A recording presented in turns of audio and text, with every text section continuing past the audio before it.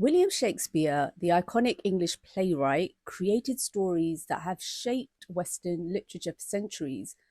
But in his plays, he completely erased the presence of Muslims, despite their significant presence in his world, according to this new book, Shakespeare Through Islamic Worlds by Ambereen Dadabhoy. Considering many of Shakespeare's plays are set in the Mediterranean, by choosing not to mention Muslims and Islam, he is actually making a significant statement. So when Shakespeare was writing in the 16th century, Muslims dominated this area. They dominated the trade routes. They were immensely wealthy and were not a presence that could be ignored. So by erasing Muslims while referencing cultural practices or objects rooted in Islam, yet not naming their origins, Shakespeare is making a deliberate point. According to Dadabhoy, Shakespeare wanted to create and construct a pan-European society that was free of Muslims and Islam, and his desire to represent the Mediterranean as white and Christian solely was strong. Shakespeare's use of terms such as Turk, Saracen, Moor were used interchangeably to reference Muslim people of any background.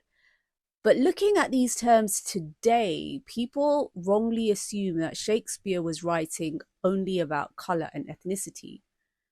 The word Turk often stood for Islam and its many cultures, but Europeans were also trying to fix this identity of Muslims within an ethnic racial identity marker and ignoring the vast diversity of the Ottoman Empire and the Muslim world in general.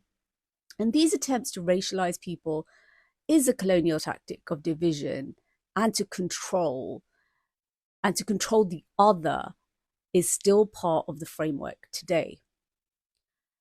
This othering of Muslims is historical because the interconnection between the Western and Muslim worlds was a reality.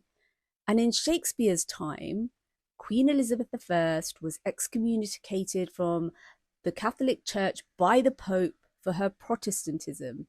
And as a result, she had no Christian allies and instead sought relationships and trade with the Muslim world, the Ottoman Empire and the Moroccan kingdoms, to be specific. And the English theatre houses had many plays that made reference to these connections, but in a negative light. They showed Muslims as violent, barbaric, sexually deviant, morally bankrupt. Does that narrative ring a bell to you?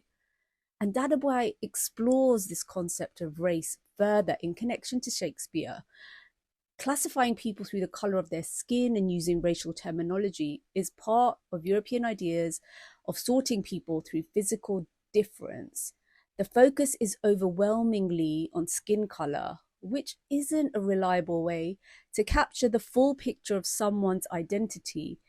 And in the case of Shakespeare, he ignores their faith, which was central to Muslim identity and cultural expression.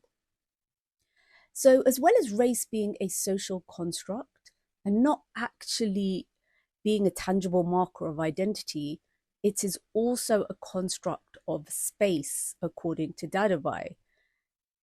This concept is fittingly evidenced by Shakespeare's depiction of the Mediterranean as a place only for white Christian people, even though we know that this was not the case in reality.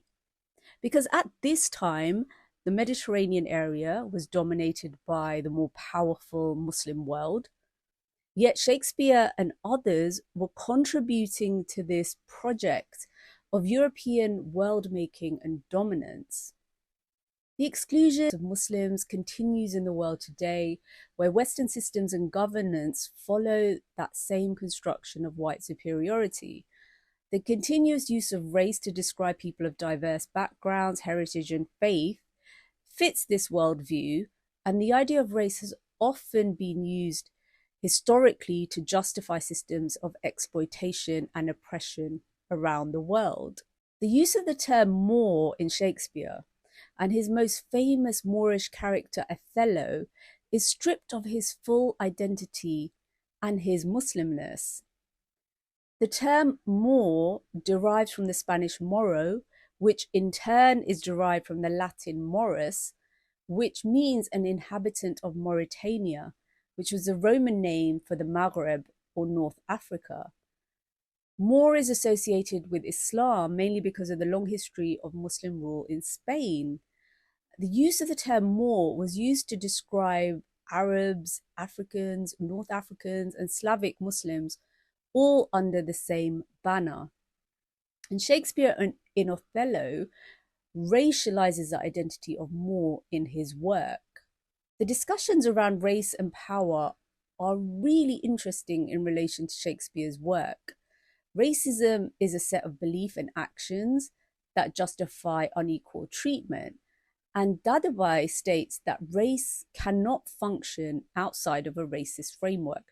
And the fact that it continues to define the other today raises the question of how much has really changed since Shakespeare's time.